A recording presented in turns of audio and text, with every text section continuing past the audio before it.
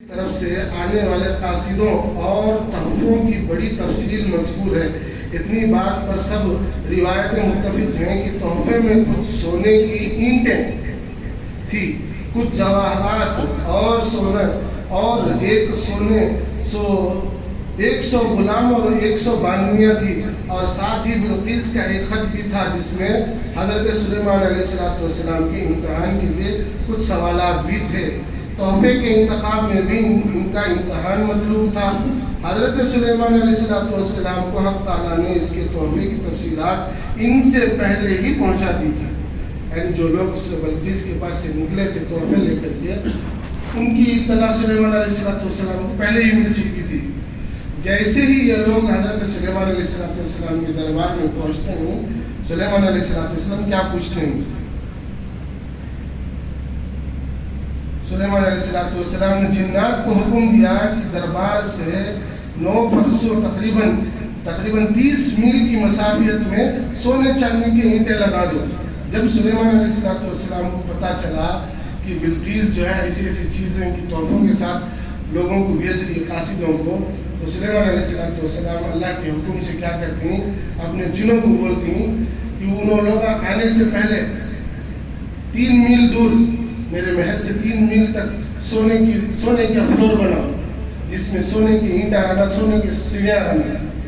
اب وہ لوگ جب چل کر آتی ہیں تو دیکھ کر پریشان ہو جاتی ہیں، ہمیں لائی ٹکڑے اینٹا کہتے کہ تو فلورنگ ہی بن کو ہے سونے کی۔ اس طریقے سے حیرت اور پریشانی میں آ جاتے ہیں۔ جو جواہرات سے بھرا ہوا مضمون دیکھتے ہیں، بلقیس کے قاصدوں نے جب سونے کی اینٹوں پر جانوروں کو کھڑا کیا ہوا دیکھا، اب یہ جو فلور بنا ہوا ہے یہ فلور سونے کا ہے، سیڑھیاں سونے کی، اس پر سلیمان علیہ السلام کیا کرا دیے ہیں، جانوروں کو کھڑا دیے ہیں استقبال کے لیے، کہ میری قیمت میرے اللہ کے نزدیک سونے کی قیمت کچھ بھی نہیں، جبکہ ایک خالص بندے اور ایمان والے بندے کی قیمت اس سے زیادہ ہے۔ تو وہ سونے کی زمین پر، سونے کی سیڑھیوں پر جانوروں کو کھڑا دیکھ کر کے یہ لوگ پریشان ہو جاتی ہیں، اتنی قیمتی چیز پر یہ لوگ کھڑے ہی نہ، دیکھ کر پریشان ہو گئے۔ جنات کی صفیں دیکھی تو بے حد مرعوب ہو گئے، مگر جب دربار سلیمانی میں حاضر ہوئے تو آپ علیہ السلام کی پیشانی سے پیش آئے، ان کی مہمان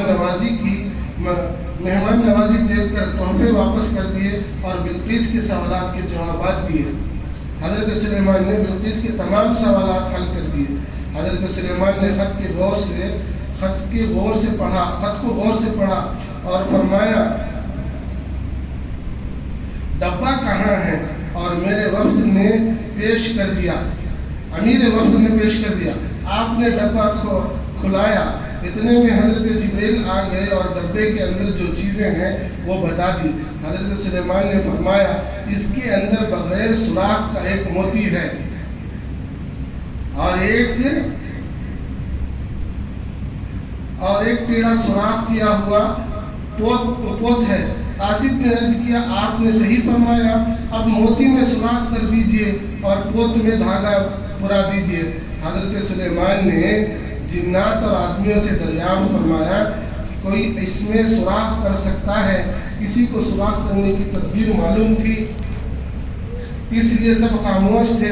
پھر آپ نے شیاطین سے دریافت کیا۔ بات سمجھ میں آئی؟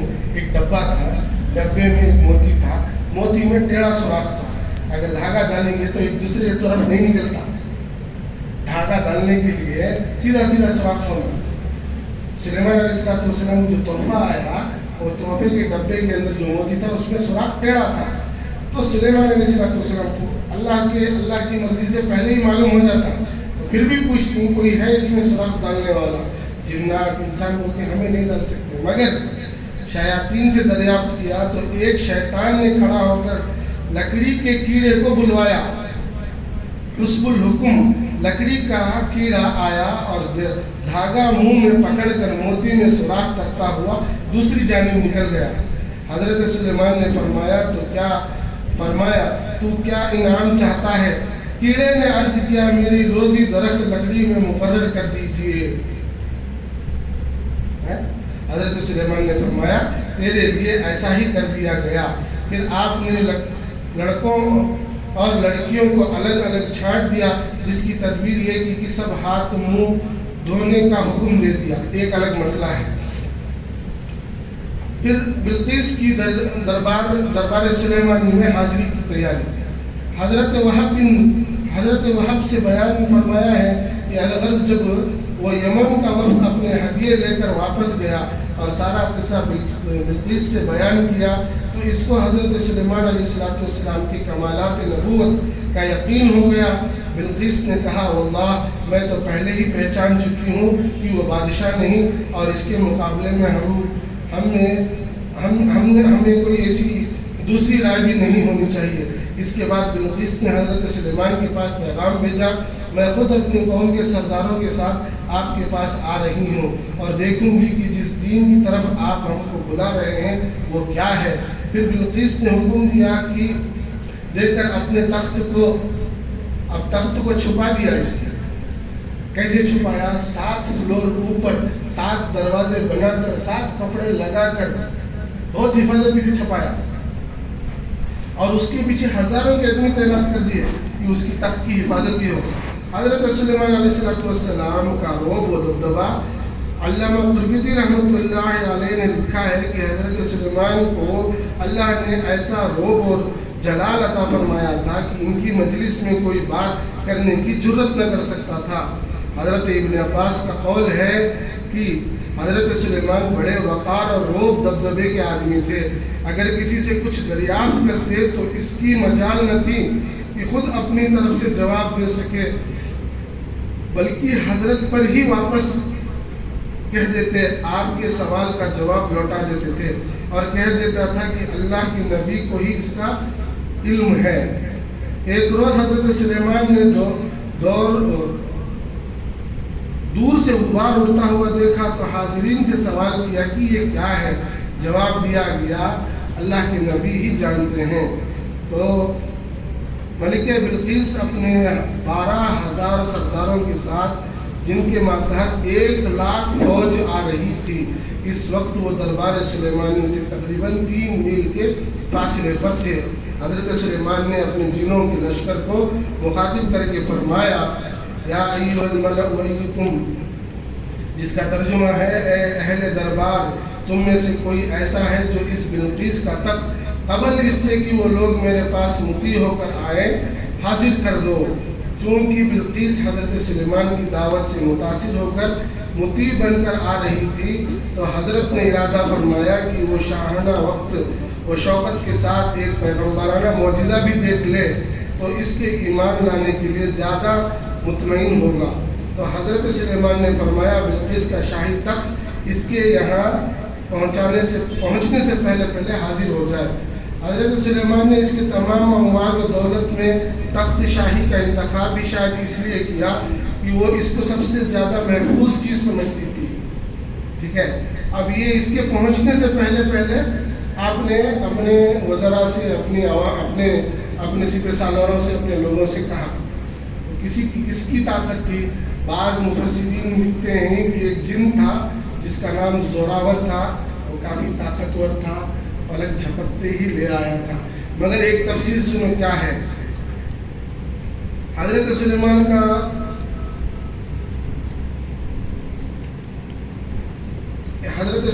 ایک دربار روزانہ ایک معین وقت لگتا تھا، مطلب یہ کہ اس سے پہلے کہ آپ دربار سے اٹھ جائیں میں تخت کو حاضر کر سکتا ہوں، مگر اس کو پھر کچھ عرصہ لگتا۔ حضرت سلیمان اس سے بھی زیادہ جلدی چاہتے تھے۔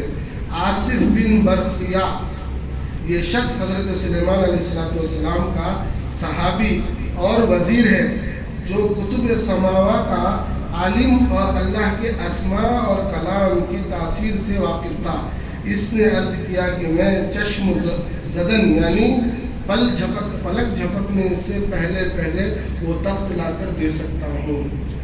ایک شخص تھا ان کے پاس جس کا نام تھا آصف بن برخیا، اللہ کا نیک بندہ بھی تھا، اور اللہ کے اسم اعظم ہوتے ہیں، نام ہوتے ہیں جس کے کرنے سے نہیں ہونے والے کام بھی ہو جاتے ہیں، تو وہ فرماتا ہے کہ میں لا کر دے سکتا ہوں۔ تفسیر عثمانی میں آصف بن برخیا کا واقعہ موجود ہے۔